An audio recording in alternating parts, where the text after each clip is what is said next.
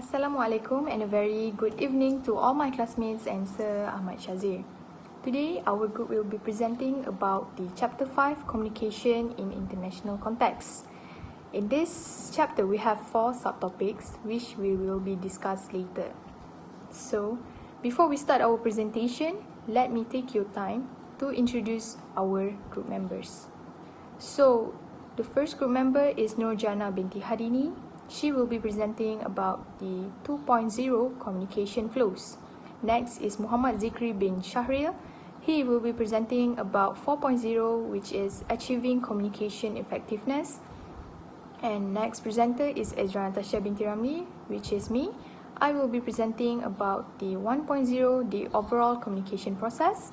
And the last presenter is Nur Amira binti Ali Imran. She will be presenting about the 3.0 communication barriers. So, these are the learning objectives. First is to examine the language perception, culture of communication and nonverbal barriers to effective international communications. Present the steps that can be taken to overcome international communication problems. Develop approaches to international negotiations that respond to differences in culture. And the last one is review different negotiating and bargaining behaviors that may improve negotiations and outcomes. So, without further ado, let's start with the 1.0, the communication process in general. Communication can be defined as the process of transferring meanings from sender to receiver. For example, what am I doing right now? I, as the sender, will convey information to you as the receiver to receive my information that was conveyed by me. Okay, so the invention of the telephone, internet and personal communication devices has influenced the way people communicate. It means that this invention makes people communicate in a very easier way than before. Before this, there were no telephones, there were no Wi-Fi, so communication is just based on the letter. Okay, so there are 2 types of communications, which are the verbal and non-verbal communications. On the plus side, we have many more opportunities to communicate rapidly without delays or filters, and often can incorporate rich contents such as photos, videos and links to other information. This means that communication is not just limited to text or calls. It also can be conveyed by photos, videos, and other links to other informations. For example, as we can see nowadays in many social networking, many social medias, in Twitter, Instagram, Facebook, and even WhatsApp, most people nowadays share information and communicate through videos, photos that has been shared all around the world. People can easily share videos, photos, informations, links just by forwarding the message through WhatsApp, Facebook, and other mediums, other social media mediums too. Next is the verbal communication styles context. Definition of context: information that surrounds a communication and helps convey the message. It plays a key role in explaining many communication differences. There are 2 types of context, which are the high context societies, such as Japan and many Arab countries. Messages are highly coded and implicit. Implicit means that it is not the message is not directly expressed. For the low context societies such as the United States and Canada, the message is explicit and the speaker says precisely what he or she meant. Explicit means it is stated clearly and in detail. For example, promotions in Japan should be subtle. Subtle means that it is not obvious. It is not obvious or it is not comprehensive, and convey a sense of community, high context. In the United States, a low context environment should be responsive to expectations for more explicit messages. It means that if you are in the United States, you are expecting people to say more of explicit messages. Yeah. So let's proceed to the next slide. Table 1.1 shows the major characteristics of verbal styles. There are 5 types of verbal styles which will be discussed on the next slide. The 5 types of verbal styles are indirect versus direct, succinct versus elaborate, contextual versus personal, and effective versus instrumental. Let's start with the indirect and direct styles. In high context cultures, messages are implicit and indirect. Voice intonations, timing, and facial expression can all play roles in conveying information. While in the low context cultures, people often meet only to accomplish objectives. Since they do not know each other very well, they tend to be direct and focused in their communications. For example, in a high context culture, it is common for the person to ask who will be at this meeting, so he knows how to prepare for appropriate personal interactions. While in low context culture, the individual is likely to ask, what is this meeting going to be about? So he knows how to organize for the engagement. In the high context society, the person focuses on the environment in which the meeting will take place.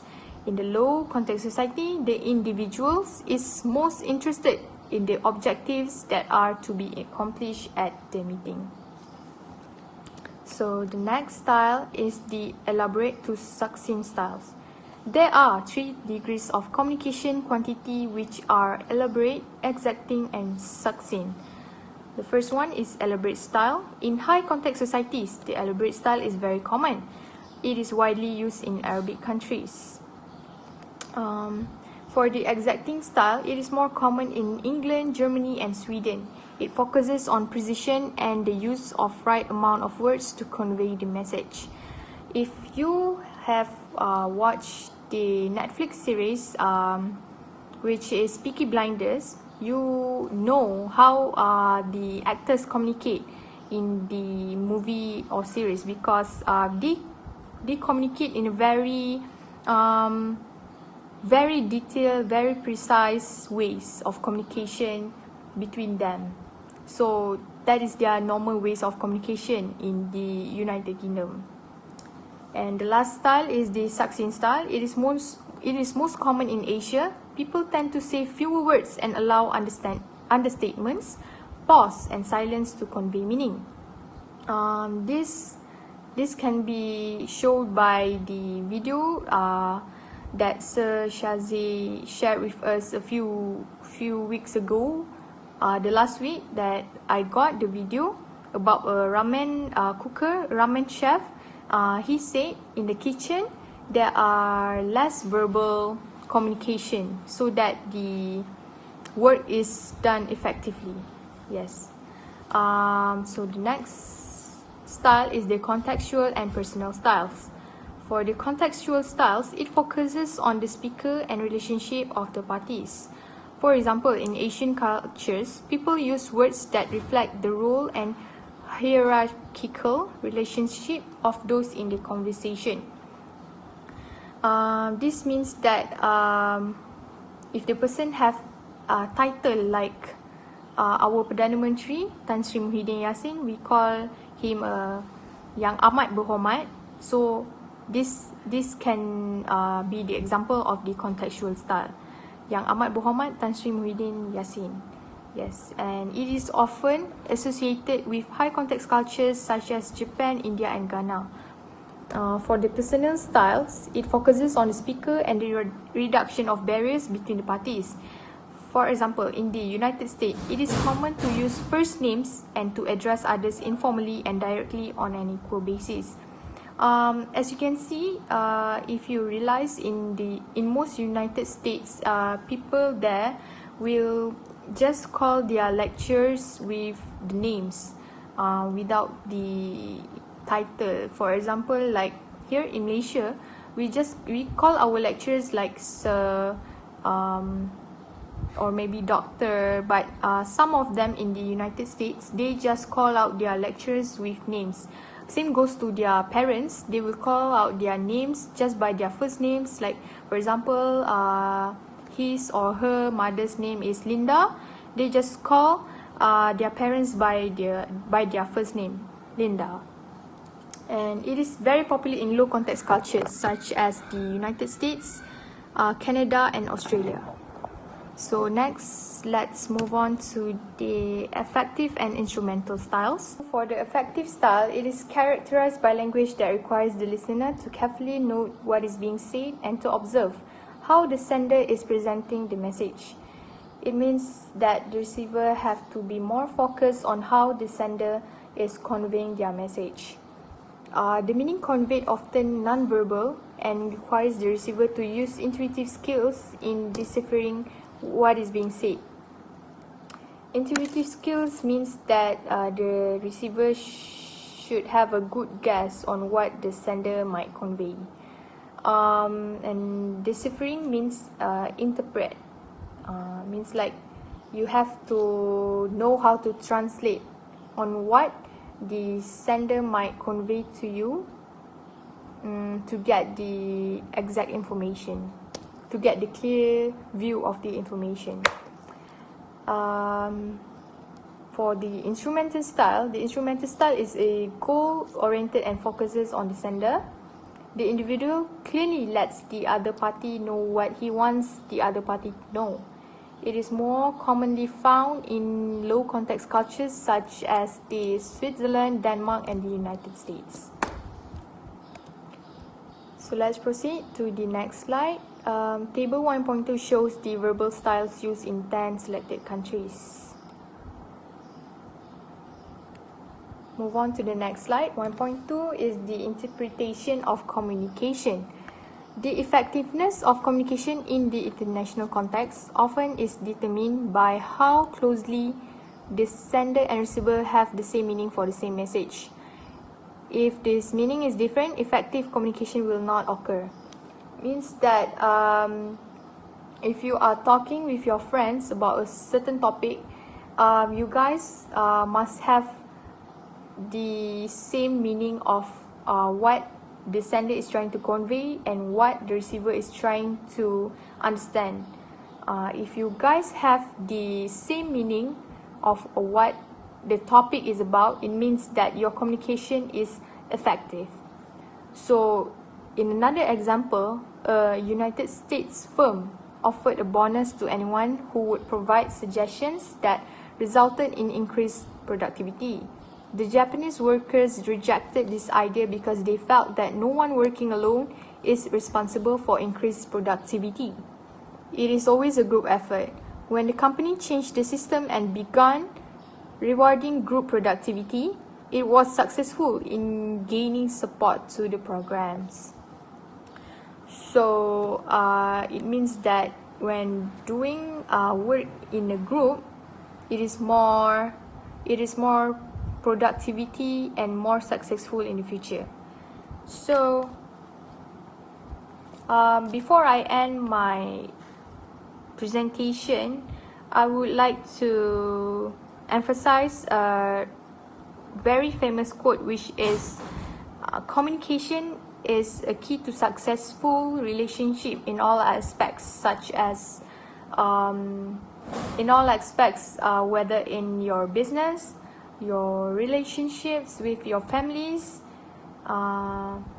your partners, your friends, and all other aspects. So without communication, without effective communication, you cannot be successful in the future. So that is all from me. I will pass this presentation to the next presenter, which is Nur Jannah. Thank you. Thank you, Ezra. So my name is Rujana Vidyadili, and I will continue with communication flows. So what is communication flows? Communication flows in international organization move both down and up. However, there are some unique difference in organization around the world. Maksudnya dekat sini, tak semestinya organisation top manager akan bergaul dengan top manager saja, dan down manage macam employee dekat bawah tu dia takkan bergaul dengan employee saja. Biasanya manager akan tanyakan feedback pada employee, dan employee kalau tak faham apa-apa, dia akan tanya dekat dekat manager apa yang dia tak faham. Itulah maksudnya communication flows. So dalam communication flows ni dia ada dua. So first is downward communication dengan upward communication. So kita akan pergi ke downward communication dulu. What is downward communication? Downward communications is a transmission of information from manager to subordinates. You can see the arrow, manager to subordinates. So what is the purpose? The purpose is to convey orders or information to manager for the subordinates. Maksudnya di sini ada nak bagi arahan ke, manager tu nak bagi arahan ke, atau nak bagi informasi ke. So dia terus ke pekerja dia. So apa purpose lain lagi? Dia ada dua. First is manager use this channel for instruction and performance feedback, and this channel facilitates the flow of information to those who need it for operational purpose. Okay, dia ada cabaran dia, which is sending mixed signal is never helpful in communication. Maksudnya terlalu banyak gestures. Maksudnya dekat sini contoh yang lebih mudah, maksudnya contoh manager tu cakap ya, tapi sebenarnya dia cakap tak. So subordinates tu susah, pekerja tu, employee tu susah nak faham apa manager dia nak. Itulah maksudnya. And communicating with subordinates can both challenging and difficult. Kita akan tengok apa challenge dia.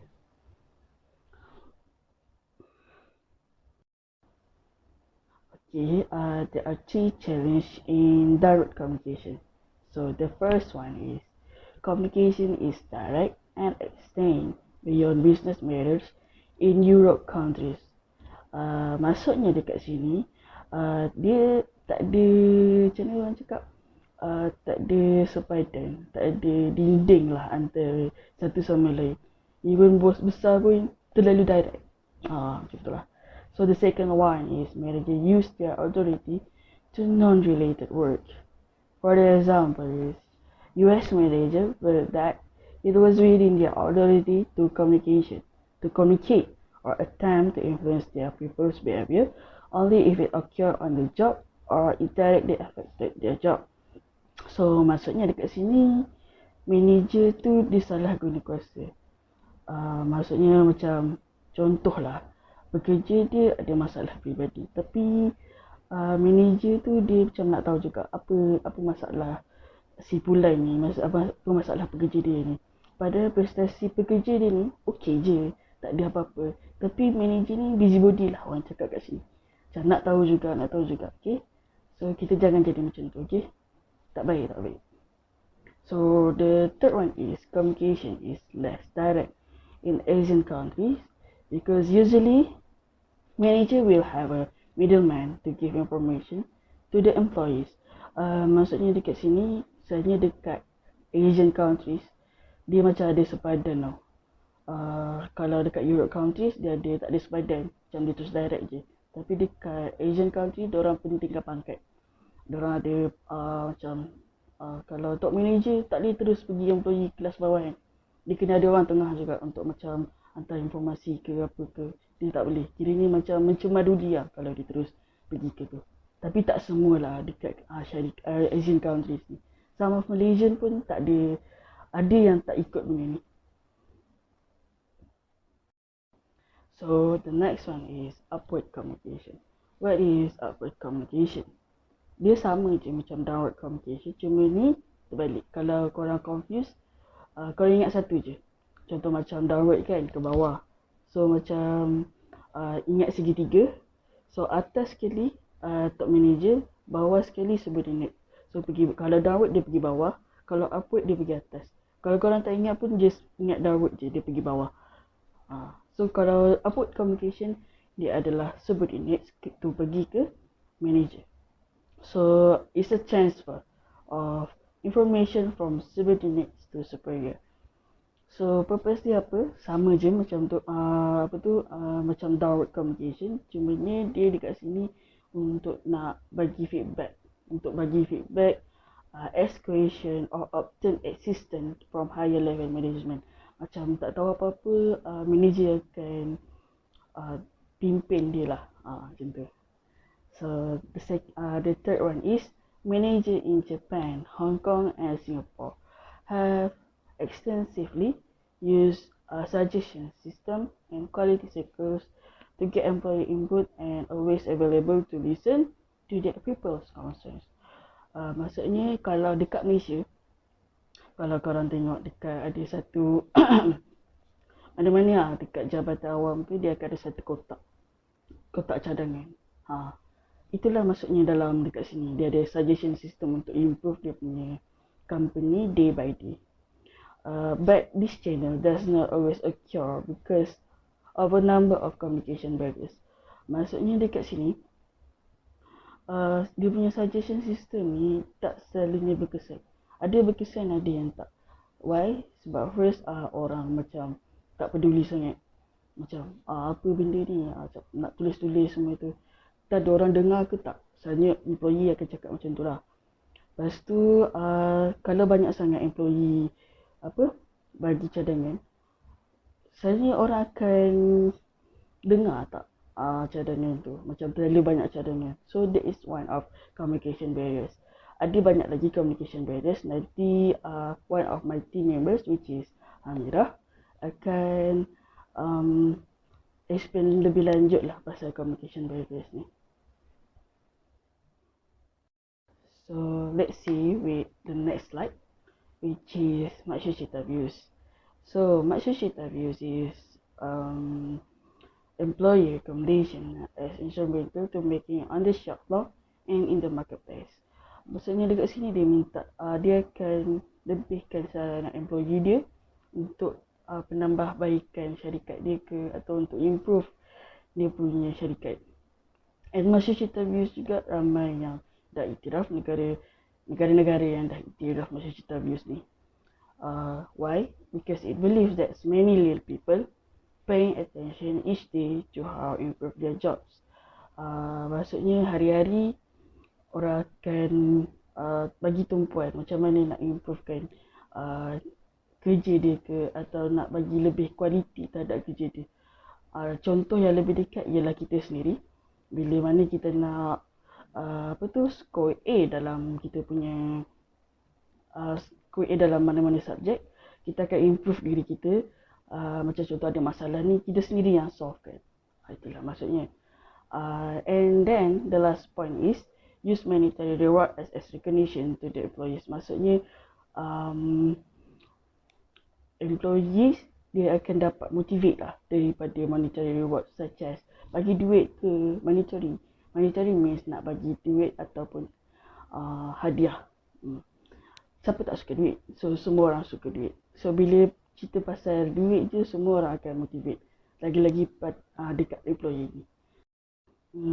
That's all for me. Saya harap awak faham. Awak semua faham. Thank you for your time, and I will pass the next slide with the next presenter, which is Amirah. Thank you. Assalamualaikum and hi, my name is Nur Amira and I will be presenting about the communication barriers. So, communication barriers are relevant to international management. The more important barriers involve language, perception, culture, and non-verbal communication. First is the language barriers. Knowledge of the language used at the headquarters of an MNC is essential for personnel placed in a foreign assignment. If the managers do not understand the language that is used at the headquarters, they will make a wide assortment of errors, meaning there will be more mixture and variety of errors and mistakes. Many MNCs prescribe English as the common language for international communications, so that managers can more easily convey information to their counterparts in other geographically dispersed locales. As in now, many companies also use English as their uh, common corporate language. However, language training continue to lack in many areas. For example, in US, there is only 8% of college students who take uh, who study the foreign language.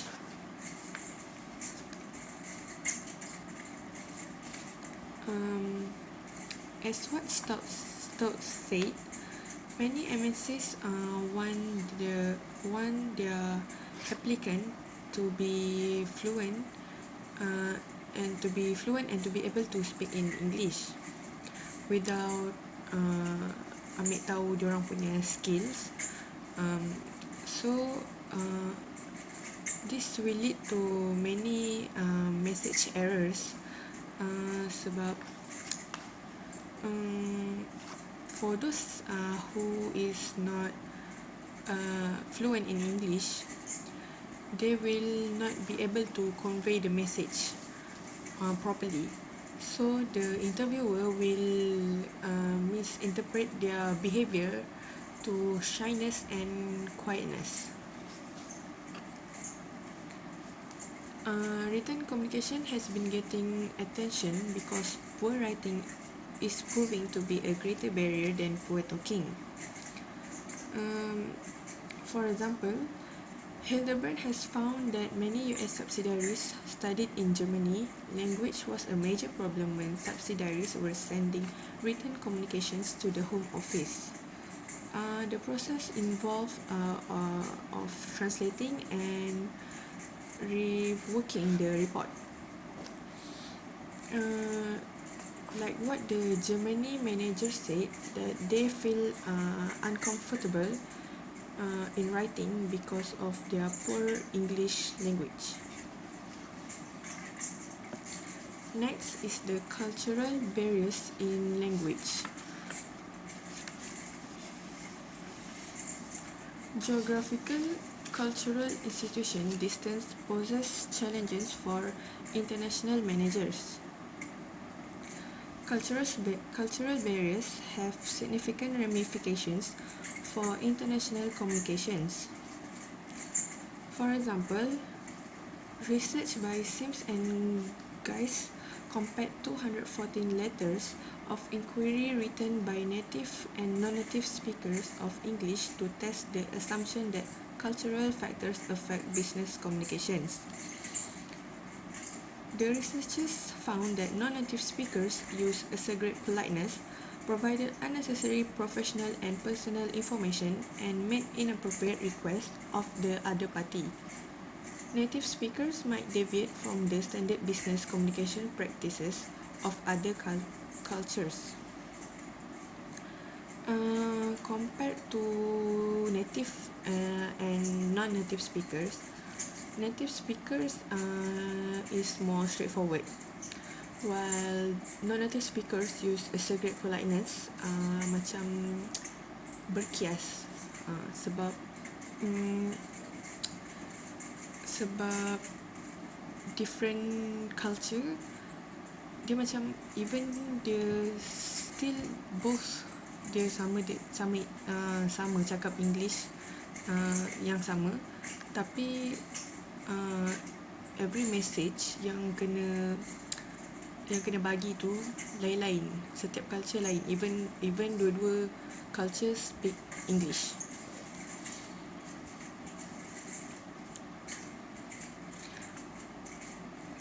Okay, other barriers is the perceptual barriers.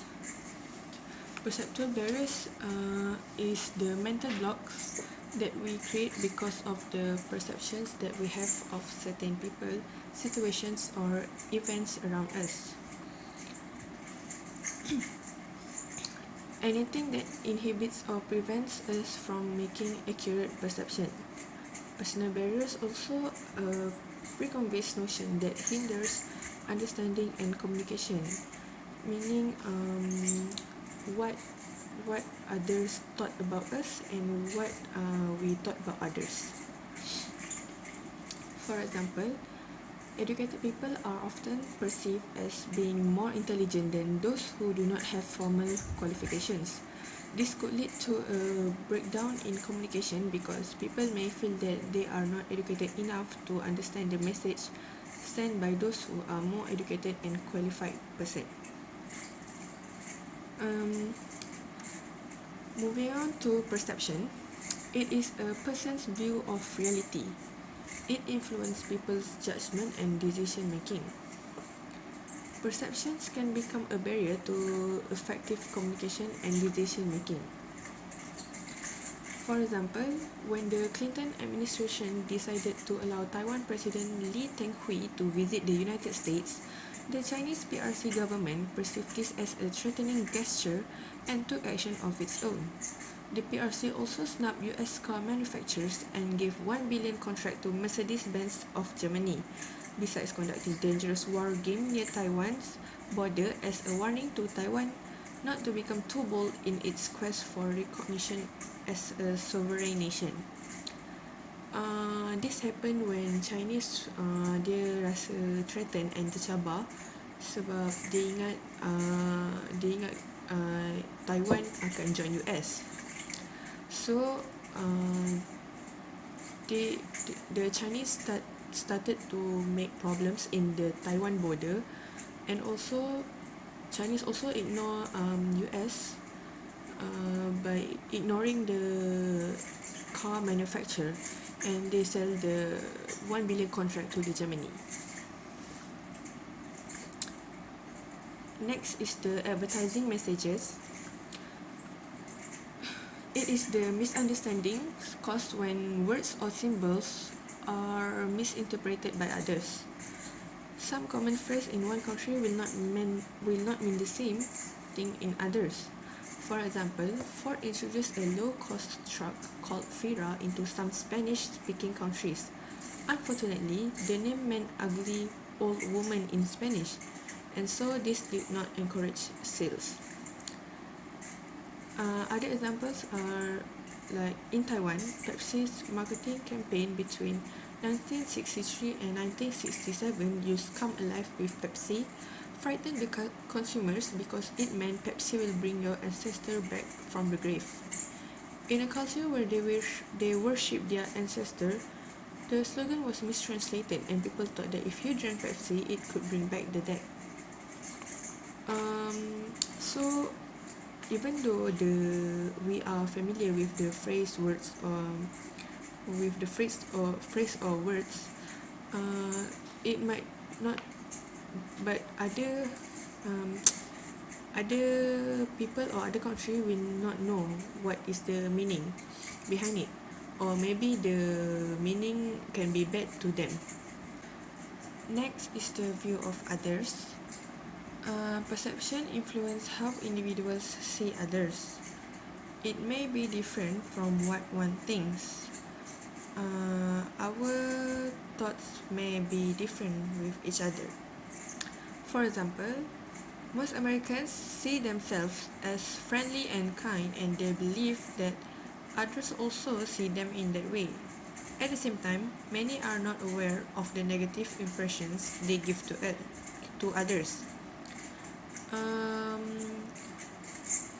Americans think that they are friendly and kind and also outgoing, but to some other people, thoughts that Americans are opposite from what the Americans think of themselves. Another study found that Western managers have more favorable attitudes towards women as managers than do Asia or Saudi managers. Like in Japan, they think that women is unneeded and unnecessary to become a leader, or a manager. Moving on to the impact of culture. Culture can affect communication in a number of ways. The two ways are through the impact of cultural values and misinterpretations. For cultural values, people in Middle Eastern countries do not relate to and communicate with each other in a loose. Relationships are more intense and binding in the Middle East, and work-related values influence what people in the Middle East will and will not do. In the Middle East, the overruling obsession is how the money is made and via what kind of job. In North American society, the generally professed prevalent pattern is one of non-class consciousness as far as work is concerned. Students make extra pocket money by taking all sorts of part-time jobs. So, for Americans, they have pemikiran terbuka. While in Middle East, they are more strict. Americans will do all kind of jobs for money. Tak kira baik buruk, asalkan diorang dapat duit. But to Middle East, Arab countries, they are very concerned and they want to know about their people, how they make money from what job they do. Dia orang ambil tahu baik buruk apa kerja dia orang semua. These types of values indirectly affect communications between people from different cultures. For example, like rich college student in in America and also in Middle East. For Americans, they can casually talk to the rich people, but not to the Middle East, because Middle East are very conversative. So kita tak boleh just nak tiba-tiba macam datang tegur anak-anak orang kaya dekat Middle East ataupun anak-anak raja dekat Middle East. Kita tak boleh sesuka hati je nak tegur diorang secara casual, unlike for the Americans. Another cultural value is the way that people use time. For Americans and Japanese, they appreciate time because they thought that time cannot be wasted.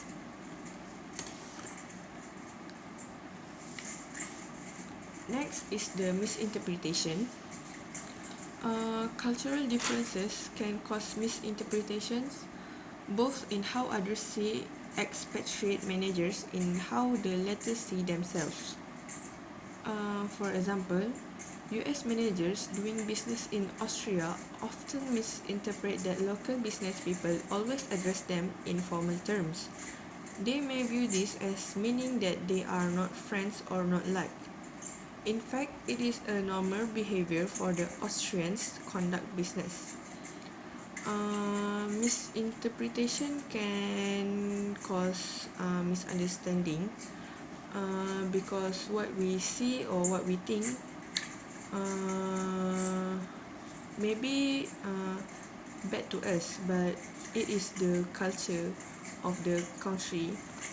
So kita mungkin rasa tak selesa dengan cara diorang, but once we are in their place or in the other country, we have to adapt to all culture from their country.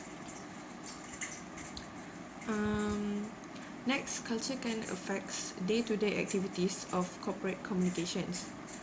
For example, when sending messages to international clients, American managers have to keep in mind that there are many things that are uniquely American and overseas managers may not be aware of them. Like the term of daylight saving time is known to all Americans, but not in Asia. Asian managers do not know what it is mean.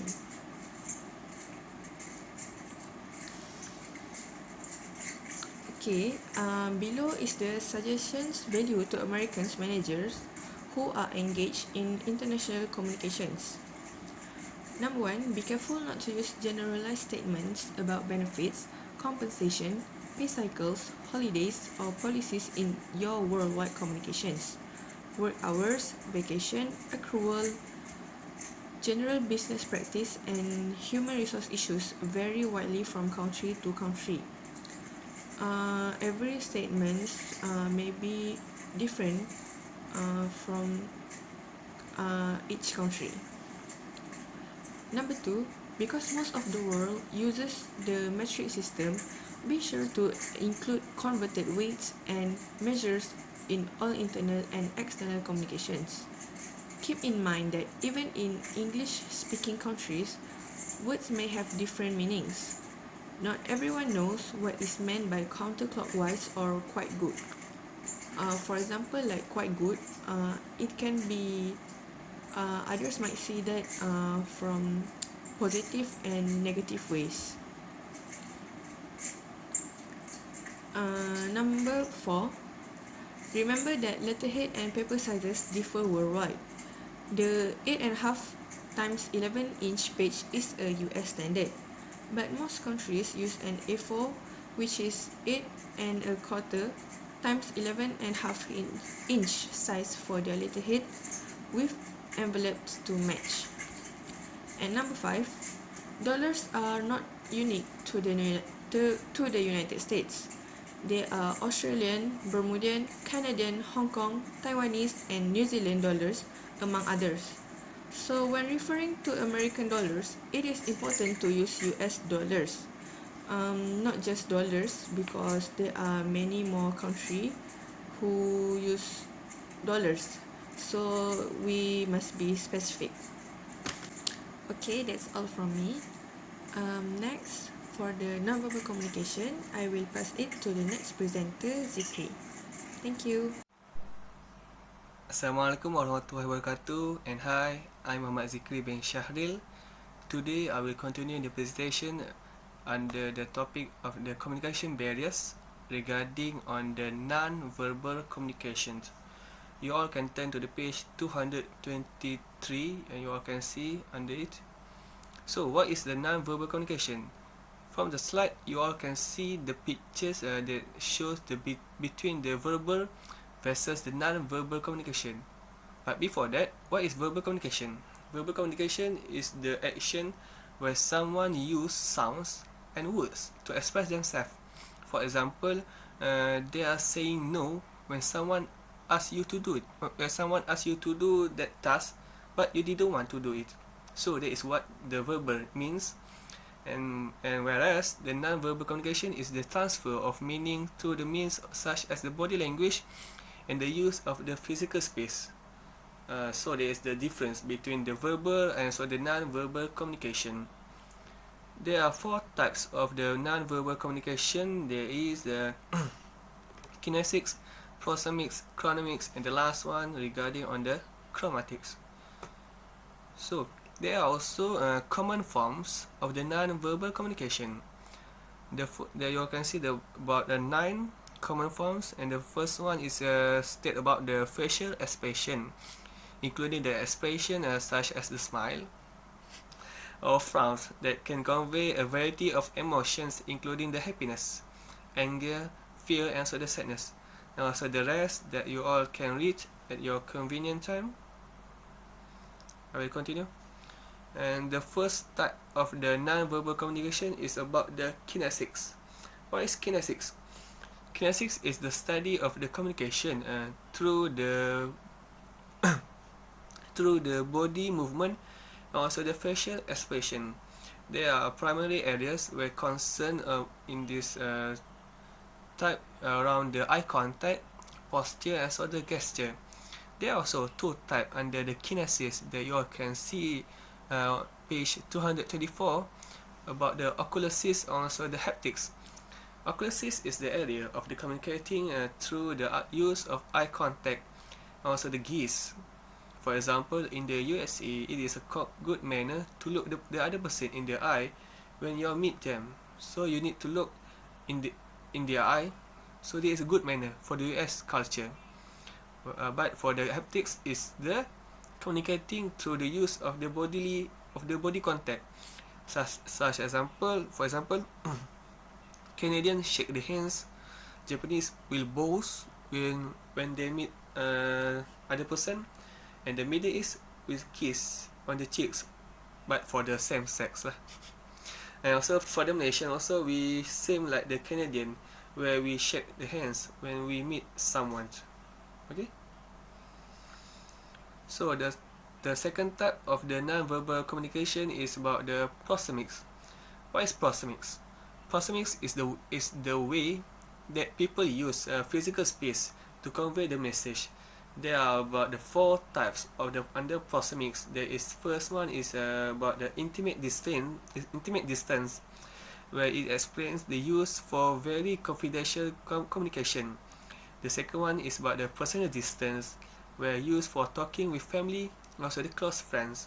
The third one is a social distance, used to handle most business transactions. Also the public distance, where it used when calling across room or giving a talk to a group. On the page 234, under the kinesics, there is a proxemics that you all can read. There also the personal type figure 3.4 explain about the personal space categories. For thus in the US, it explain about the intimate distance, personal, social, and the public distance. Under proxemics also, it explain about one type of office layout. What is office layout? It explained in 3 types. Not the 3 types, but in the 3 continent. You can say. First one is about in the USA. The more important the manager, the larger the office, and sometimes the secretary often will screens and scans the visitors that want to meet the boss. So that is their culture. The secretary will scan the visitors first, and if the visitors is in good manner, yeah, it will pass to the boss. The second one is about in Japan. It explains the office layout. There is most managers do not have large office, and even if they do, they will spend a great deal of time out of the office with their employees. So there is the difference between the US also the Japan. And the third one also is explained in the European companies, where there is no wall. There is no wall that separates the space they allocate from the senior level manager from their subordinates. And so there is very difference between the US, Japan, also the European companies. For if you go to European companies, maybe for in the Germany, and if you want to meet the general manager, you are from Malaysia, but you didn't know where the office of the general manager, because there is no wall that separates from the higher level management to their subordinates. That's different. But if you go to the US, you can see at the corner of the office, yeah, there is the general manager office, because the office is large, right? I continue. So the third one is about the chronomics. What is chronomics? Page 229. Chronomics refers to a way in which time is used in a culture. There are 2 types of the chronomics. There is a monochronic, sorry, and also the polychronic. Monochronic time schedule is a things done in a linear fashion, where they use in a societies which consider time schedule important and time to be a controllable factor that needs to be used wisely, because time is very important. For example, it is mainly used in the USA, Canada, and also the Australia. The second one is about the polychromic time schedule. Is several things are done at the same time, where it places a higher value on personal involvement than on getting things done on time.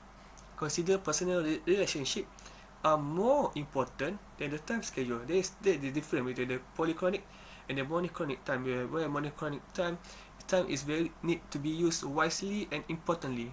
Where phrases that in bahasa Melayu, right? Masa itu penting, masa itu emas, right?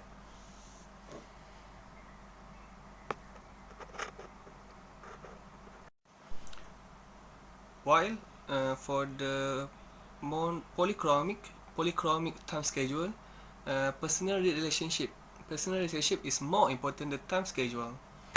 So there also the picture beside that, there is a show between the blue color and red color, where you all can see the difference between where the country mostly use either monochromic time schedule or the polychromic time schedule. So do you all see where is Malaysia? Malaysia in blue or red? Malaysia in red color, which mean we use the polychromic time schedule, where personal relationship is more important than the time schedule. For example, I miss one point. For example, if you go to the monochromic time schedule, it it is important to be on time for the meetings. Also, the meetings typically end at the appointed time so that the participant can be on time for the next meeting. But for the polychromic time, for example Malaysia, right? If you go to the meeting, if the meeting start at 8 o'clock, yeah, there's no the chance, the possibility that the meeting will start at 8 o'clock is low. So maybe at 10, at at 10 minutes, at 15. So there's a difference between the polychromic and the monochromic.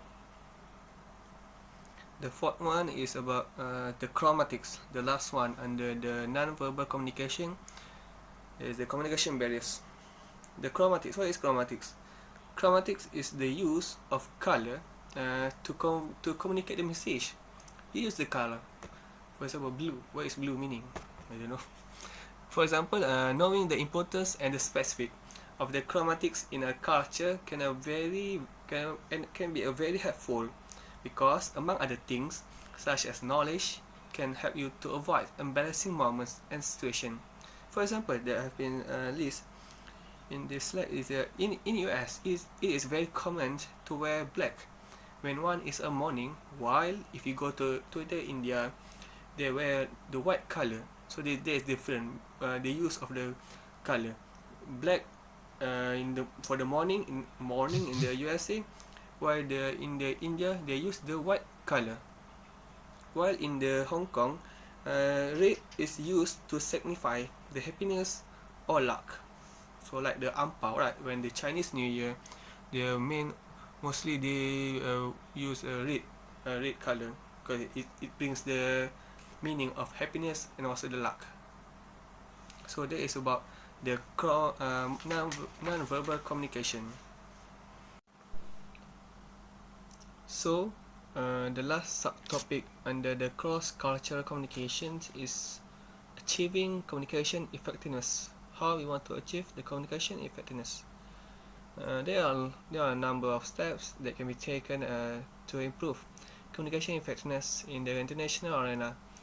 This includes the steps such as the first one, improve feedback system, provide the cultural training, provide the language training, provide cultural training, and the fourth one is we need to increase the flexibility, also the cooperations. So let's go to the first one, how we want to improve the feedback system. It is a very important part between the parent companies and their affiliates, because this system helps keep their home office aware of the work progress. There are two types of the feedback system under this one in the page 236. The first one is the personal, and the second one is the impersonal. The first one, personal, is more to face-to-face meetings, telephone conversations, personalized emails. And so the impersonal is more to reports, budgets, and also the plans. The example that I give is over one half of US subsidiaries responded that they received monthly feedback from their parent companies. Americans were much more inclined to hold regular management meetings on it. For example, we can see that this shows that why many IT tech giant companies such as I can see Facebook, Amazon, Google, maybe Twitter and other IT tech that you all know, they make a regular management meeting every day. No, not every day. They have a regular management meeting so that every problem that arises, they can manage, they can solve it, they can counter attack it, and so that they know what their problem. So at the end of the day, they can achieve more profit for their company. So that is why we maybe as a nation we can learn from the US sector, from the US company, that we need to have a regular management meeting, hold a regular management meeting. So for example, the second example that I can give is in a way which every party's subsidiaries and home office need to have a regular contact, change information and ideas, and have regular management meetings so that every employee knows what they need to do and their job and also their task. So every employees need to be aware uh, their job and task, so that they have to ask again their manager, sir, what, for example, sir, why do I need to do this part, but actually that is her part. So why they need to ask again? So they need to clarify the management. The regular management meeting is there to clarify the task to be given to their subordinates and also to all the employees. A communication between parties who is sender and receiver need to understand, also to change the idea between them so that the feedback system is achievable. And so the third one is provide language training. What is provide language training? What language that we need to provide to our employee? Because English is a common, widely used, most common international language of the business, English. So why we need to provide another language training? Okay, but for the non-native speakers of English, need to provide training to aid them in the making face-to-face conversations and telephonic conversations. Writing communication is important also in achieving the effectiveness of the communications. If other language of the home office is not English, thus other language should be learned. If readers cannot communicate in the language of those who will be receiving, thus will likely further lose meaning. But before that, I'm very attracted to this one line in the page of 237. If you can see, whereas one statement is said that let's face it. They say all you need to know is English. But if you want to really know what's going on, you have to talk their language, their native language, their everyday language. For example, if you see countries such as that I can highlight, Japanese and France, these two countries is very strong in terms of what? Strong in terms of their belief that can they at the time they can convince and believe the other people to learn more about them. Learn about what? Learn about their culture, about their custom, and also at the same time learn about their language. So if let's take one example. If you know how to speak Japanese, I think that is give extra bonus. If you want to make a business, if you want to further your business in Japanese, I think it's very easier to attract them because you know their culture, you know their how to speak their language. So sorry, it much easier to have a conversation with them because you know their native, you know their native language. So it's easier. So for the third one is about the providing cultural training, page 227. It's very difficult to communicate effectively with someone from the other cultures. At least one party has to understand the other's culture. A basic understanding of certain culture can prove to be useful throughout a large region of the world. Multicultural training becomes necessary because it is increasingly important for the employees who frequently interact with the individuals from the other cultures to sustain the harmony. For example, they can be highlight that Mr. Foster, the president of Dean Foster Associates, an intercultural consultancy in the New York, recount how an American businessman recently gave 4 antique clocks wrapped in a white paper to a prospective client in China. What the man did not realize is that he said was the words in Mandarin for clock and the number for are similar to the word of death. And white is a funeral color in many Asian countries because white is a funeral colors in the ASEAN countries because in the American their mourning colors is of black. So the ASEAN is white. So that is the difference between the culture. So at least they need to provide a culture training so that a basic understanding, at least one basic understanding, they need to know what the difference between their culture and also their prospective client culture. So that is why we need to have provide culture training. Because if you didn't give culture training for your employees, and then your employees want to make a business, want make a meeting with the other possible investor for other culture, and then make a loss to your company. So there is a big loss for both you, for your workers and also for your company. So that's why we need to provide a culture training. The fourth one is about the increased flexibility and the cooperation. How we want to increase the flexibility and cooperation is by international communication require all parties, both parties, between the receiver and the sender, between the investor, between the possible investor and the client to take the actions. Each party must be prepared to give a little on to achieve it successfully. Firm must take action and urge its people to strive for successful collaboration in the international partnership and ventures. For example, Japanese companies, there is Uniqlo that operates in Malaysia, must have cooperation and understanding between these two countries, so that both parties, the Japanese which is Uniqlo, and the Malaysia which the possible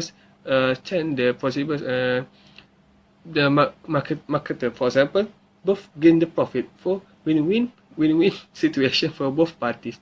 So they need to have a flexibility and cooperation because two parties need to understand each other. I think that's all from me. Thank you for your time. May God bless you all.